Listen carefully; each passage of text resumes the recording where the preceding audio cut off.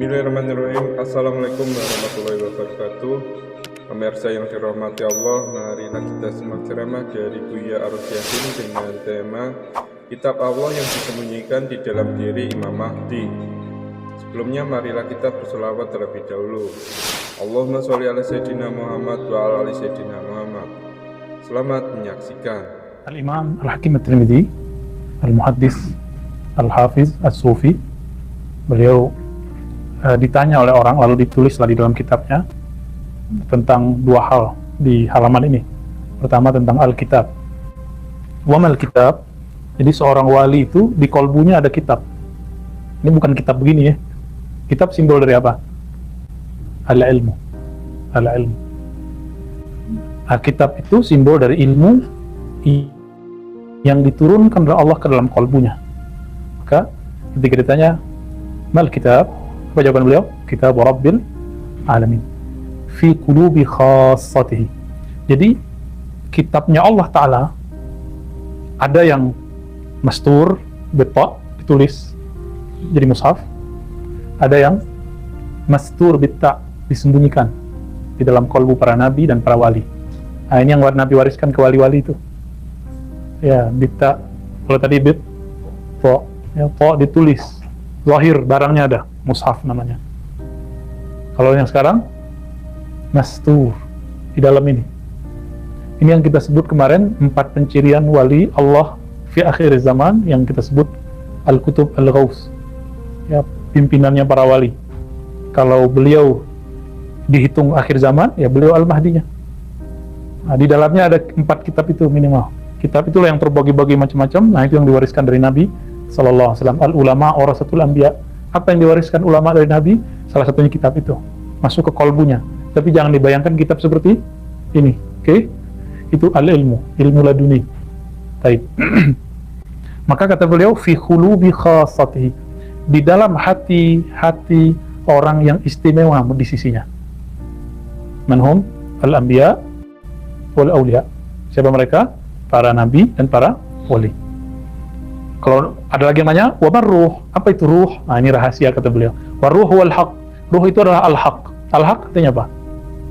Kebenaran. Ya, al-haq itu Allah. Maka di akhir zaman itu ilmu ruh itu dibagi, karena nanti terkumpul semua di kolbu al-ghaus di akhir zaman itu. Tadi pagi Syekh Hisam ini ya, muhadarah ya. Saya ikut sebentar, habis itu ada ngajar kuliah ya. Beliau pun sudah mengingatkan murid-muridnya, Syekh Hisham Kabani. Ya, antum hadir tadi kan? Ya, lewat Zoom ya. Apa yang beliau ingatkan? Bahwa nanti akan ada kutubul aqtab kalau beliau membahasakannya, dan itu mastur, bita, mastur tersembunyi. Gak ada orang Mahdi, ngaku Mahdi itu gak ada. Nanti, kecuali di indah khasati, di sisi murid-muridnya yang utama, dia akan ngaku di Al-Mahdi. Itu pun ahwal dari Allah. Gak boleh dia ngaku sendiri. Ya, kalau beliau udah mengeluarkan itu, pasti orang-orang yang ada di sekitarnya tunduk, dan itu merasakan bergelimang syahdunya. Seperti Nabi SAW berikrar di depan, mendeklarasikan nubuatnya di depan Abu Bakar, Umar, Utsman, Ali. Ya, itu bertahap semua. Abu Zar itu mereka masuklah kalimah itu dalam kolbunya. Maka Abu Bakar sebelumnya berani kemudian bersyahadat di Ka'bah, padahal saat itu Assalamualaikum, ya, berani bersyahadat depan Ka'bah. Hilang rasa takutnya. La khaufun alaihim wa lahum yahzanun. Kadang bercampur menekat. Abu Bakar sama Abu Zar itu sempat nekat tuh. Ya. Apa kata Abu Zar? Saya mau deklarasikan iman ini dan nubuat Nabi Muhammad di depan musyrikin. Kata Abu Bakar, jangan. Udah pengalaman soalnya. Belum pengalaman, digebukin orang, bangun-bangun nggak nanyain dirinya. Siapa yang ditanyakan? Rasulullah. Bagaimana keadaan Rasulullah Sallallahu Alaihi Wasallam? Jadi mereka lebih mencintai Rasulnya daripada dirinya. Nah, ini yang gak mudah teman-teman tuh, menjadi seorang Mahdiyin, pengikut Imam Mahdi itu gak mudah. Menjadi pengikut Muhammadiyin itu gak mudah. Ngomong mah gampang, bayat mah gampang. Kan sekarang banyak bayat Mahdi, ini gak? Bayat pasukan Mahdi, silakan. Ngaku Mahdi, silakan. Yang penting punya gak 4 ilmu itu, yang itu ada dalam kolbunya, itulah kitabnya dia. Gitu ya. Nah, ketika bertanya, wa mal haq, apa itu al-haq? Al-haq kan Allah itu sendiri. Gak boleh bertanya lebih, ya. Maka boleh mengatakan, udahlah ente jangan banyak nanya deh, ya. Kalau ada tempat, wadah, diisi melebihi kadarnya, gimana, tumpah nggak? Manfaat nggak? Nggak manfaat. Ya, maka kita pelan-pelan bagi kitab kita ngaji. Nggak langsung ngaji 10 alam yang kita jelasin, 9 ya? 9 atau 10? Apa alamnya baru, udah pas segala macam. 9 ya? 10? Ya, lupa nih. Baru kemarin nih, coba Nasut, Malakut, Jabarut, Lahut, Hahut, Bahut, Ahut. Loh, kok segitu dong? Harus tambahan tuh, kayaknya ada ketinggalan tuh ya. Baik. Lalu beliau memberikan sebuah ungkapan sindiran berdasarkan ayat surat Ar-Ra'd ya, ayat 17. Anzala minas sama'i ma'an fasalat awdiyah.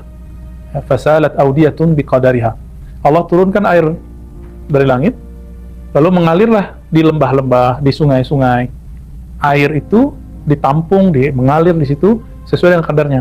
Kalau melebihi gimana? Fahtamala sailu zabadar rabia. Rabia itu naik. Ya, zabat itu kan seperti kalau di laut itu kita ngelihat ada buih yang ombak yang naik, itu disebut zabat. Zabad dan rabia. Rabia itu yang sa'ada, irtafa'a, yang naik. Ya, artinya hampir-hampir munasabah. Maka saya katakan tadi nafsul makna. Ya.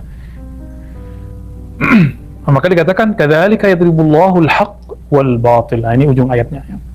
Apa kata beliau? Khassah itu, mereka yang disebut orang-orang spesial itu disebut dengan awliyaullah. Kataba fi qulubihimul iman. Nah, ini dalam akhir surat Al-Mumtahanah. Ya. Allah menetapkan, Allah menulis, Allah meletakkan kitab, bisa juga begitu, di kalbunya orang beriman itu iman. Iman itu intinya apa? Yakin. Lawannya apa? Syak. Berarti beda wali sama nggak wali, bedanya apa? Yakin sama syak. Itu juga bedanya. Antum yakin atau syak. Itu sebabnya ayat kedua setelah Alif Lam Mim dari Al-Baqarah, ungkapannya dzalikal kitab, kitab. Itulah kitab. La raiba fi. Maka kitab itu baru akan turun ke kalbu kita. Antum kalau nggak yakin Quran itu kalam Allah, nggak bisa ngapal. Saya ngapal nggak? Nggak akan tertarik ngajinya. Dibacain ke air nggak ngefek deh, karena nggak yakin. Jadi beda waliullah dengan yang bukan wali, yakin aja, bacaannya sama-sama basmalah, sama-sama Fatihah, tapi yang satu yakin, satu tidak yakin. Sama yang dibaca nama Allah, Ismul Jalalah Allah, sama-sama tahlil la ilaha illallah, tapi ini beda. Gitu. Al-farq bainahum, ini al-yaqin. Ya. Nah, kalau sudah begitu, sudah ada di dalamnya nurul iman, maka ayyadahum biruhim min. Allah kuatkan mereka dengan ruh darinya. Nah, ruh di situ artinya hembusan. Satu. Yang kedua artinya rahmat. Karena ruh itu, kalau dalam ilmu ma'rifat, itu ada akar kata dari rahmah juga. Sebenarnya, untuk ahli hakikat ya, kita nggak bisa lebih jelaskan itu, nanti melewati batas lagi. Ya. Biruhim min, Allah kuatkan mereka, para wali Allah. Syaratnya satu, di dalam kalbunya ada nurul iman, nur yakin. Nah, maka tergantung di bantuan Allah kepada kita berapa. Hanya sekedar ilmu yakin, ya segitu itulah. Ilmu yakin itu ciri-cirinya satu, hijabnya hijab ilmu. Jadi kalau nggak ada kitabnya, nggak ada dalilnya, nggak percaya. Padahal kan dalil banyak, ya, dalilnya banyak. Dalil tidak hanya Al-Quran dan Sunnah, ada ijma, ada qiyas, ya. Kalau indah ahli zikir ya ada zauq itu dalil, ya. Orang ngomong ala bi dzikrillah tatma'innul qulub, kata ahli tafsir, ketahuilah hanya dengan menyebut nama Allah hati menjadi tenang. Itu cara membuktikannya gimana? Antum coba sendiri di rumah, pasti ragu, benar nggak ya nama Allah ini berefek ke dalam diri saya? Pasti bertanya. Jika tidak bertemu dengan ahlul qulub, ahli kolbu, ahli yakin, itu nggak bisa ditransfer tuh yakinnya. Maka yakin itu bisa diajarkan. Itu yang disebut mewarisi. Jadi warisan ilmu bukan dengan orang mati terus turun ilmu, juga begitu. Warisan ilmu itu harus transfer. Nah, ini proses warisan namanya nih.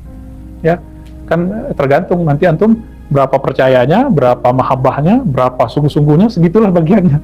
Gitu. Baik.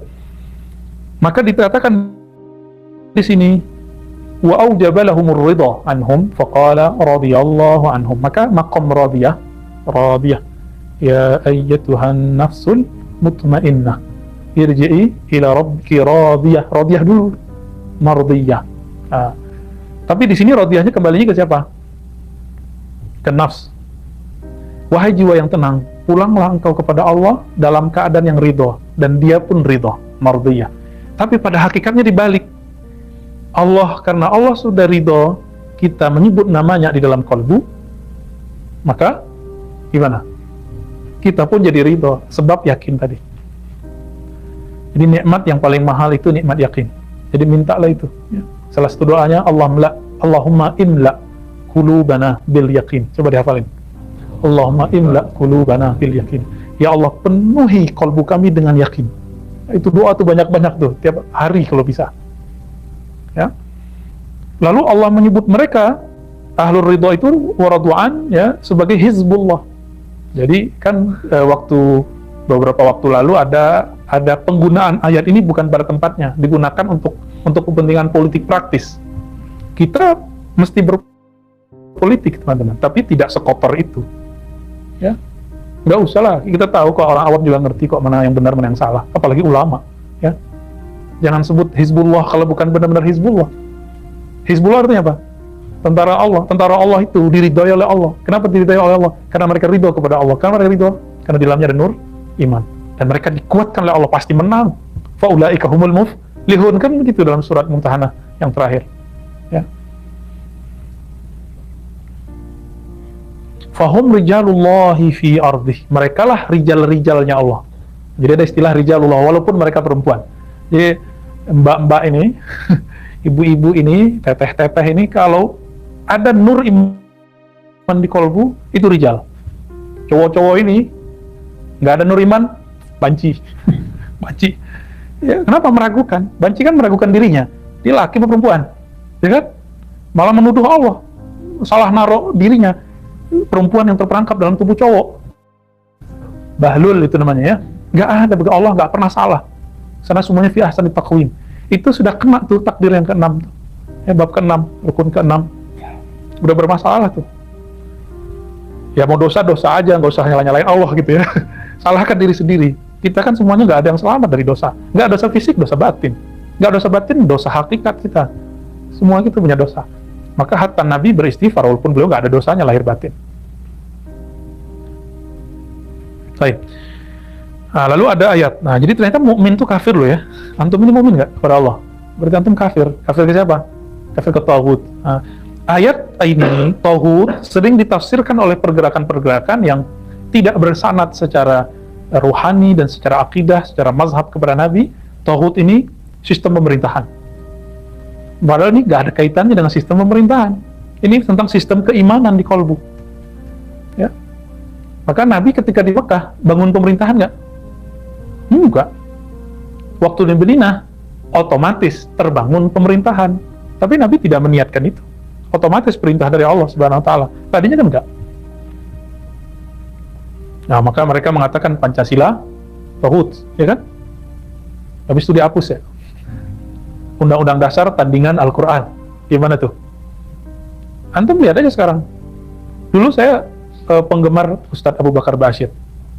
Tapi setelah beliau mengatakan bahwa Pancasila tauhid, saya jadi kaget. Waduh, apa yang salah dengan Ustadz Abu nih? Sama yang baru meninggal nih ya. Semoga Allah mengampuni beliau mereka. Ya, kalau Ustadz Abu kan masih hidup ya, Abu Bakar Bashir. Yang baru meninggal Abu Jibril. Ya, sama mereka ngomong begitu. Tapi kan belakangan dia berubah. Ya. Berubah dia, alhamdulillah, maka dia ikut gerakan apa ya, kita lihat dia ikut 212 ya. 212 ini kan NKRI harga mati, cuma beda pergerakan dengan yang satu lagi gitu, tapi mereka semuanya sama-sama cinta negeri ini. Nah, kita doakan saja mereka semua baik-baik aja ya. Capek kalau antum menaruh kebencian di hati atau terlalu fanatis di hati, itu capek ya. Masih ingat dulu saya mengatakan bahwa Imam Sya'rani menyampaikan Sufi itu akan engkau lihat aqallun nas ingkaran alal umara. Mereka sedikit sekali mengingkari terhadap pemerintah. Mereka punya standar sendiri. Mereka memilih mendoakan dan menasihati daripada mengata-ngatai dan menghujat.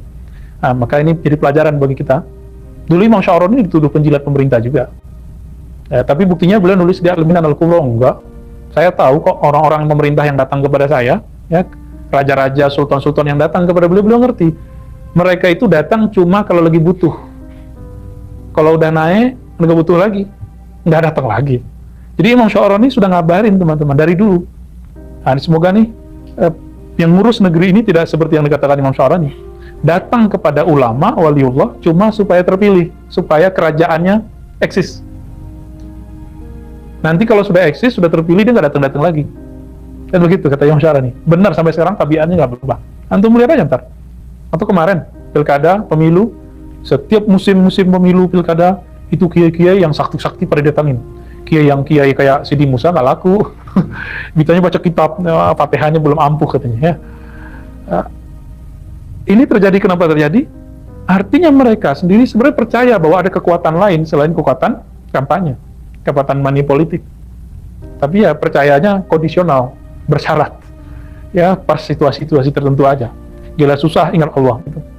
Nah, kita nggak ngomong seperti itu. Kita doakan semoga pemimpin-pemimpin negeri ini, walaupun kita nggak nyoblosnya, antum nggak nyoblosnya, ada yang nyoblos dia, nah, kita doain semoga dia termasuk yang mencintai ulama tanpa syarat. Ya, kalau udah begitu pasti diberkahi negeri kita. Pasti negeri kita terpilih menjadi negeri yang kuat di akhir zaman. Tapi kalau antum udah mulai ngutuk negeri ini, kritik silakan, kutuk jangan, ngumpat jangan. Sekali antum mengkritisi, mengumpat, udah negeri kita nggak enak aja bawaannya. Ya, itu yang dikatakan oleh Nabi dalam hadis Muslim, ya sebaik-baik pemimpin yang mereka mendoakan rakyatnya, rakyatnya mendoakan dia.